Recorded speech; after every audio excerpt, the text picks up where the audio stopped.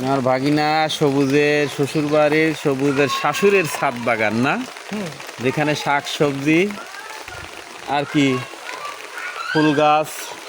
ওটা কি, ওইটা এই ক্যাকটাস ক্যাকটাস ক্যাকটাস নাকি এর গাছ? ক্যাকটাস ড্রাগন ফল না ড্রাগন ফল। এটাও একটা ঘর। হ্যাঁ, আমার তো মনে হচ্ছে এটা ড্রাগন ফলের গাছ না। ড্রাগন ফলই। ওইটাও একটা রুম না? এটা কিন্তু ওই যে ও। মামানির পেজের জন্য ব্লগ হচ্ছে কিন্তু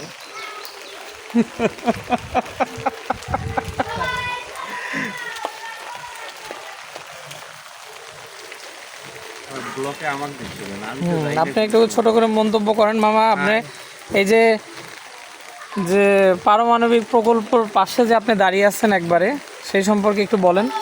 আমি পারমাণবিক বিদ্যুৎ কেন্দ্র পাশেই আছি। আসলে এখান থেকে প্রায় 1 কিলোর মতো, 1 কিলোর মতন ফাঁকে আমার ভাগনার শ্বশুর বাড়ি।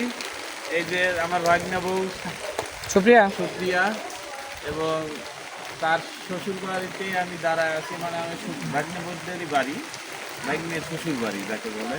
এই ছাদের বাগান, আমাদের বিএনের একটা ছাদ বাগান। সেই ছাদ বাগানে এসে আসলে আমার অনেক ভালো লাগতেছে, অনেক ভালো লাগতেছে। বৃষ্টির ভিতরে দাঁড়া আছে, কিন্তু তারপরে বৃষ্টি মনেই হচ্ছে না যে এটা আসলে একটা বৃষ্টি।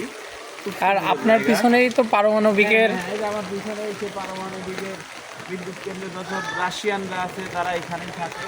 এই যে এই বিল্ডিংটা যেটা দেখাচ্ছি, সেই বিল্ডিং এর সব আছে।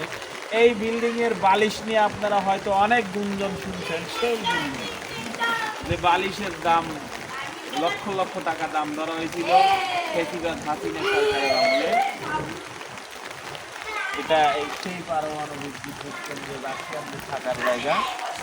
হয়তো আপনাদের পারমাণবিক বিদ্যুৎ কেন্দ্র আমি দেখাবো আমাদের পরবর্তী ব্লগে ব্লকে। ব্লগে আসতেছে পারমাণবিক বিদ্যুৎ কেন্দ্র। এই যে এখন বৃষ্টির ভিতর আমার ভাগ্নের, মানে আমার এক কথায় লাতি, ওরা খুব মজা করতেছে। আমারও খুব ইচ্ছা করতেছে ভিজার জন্য, কিন্তু বুঝতে পারতেছি না।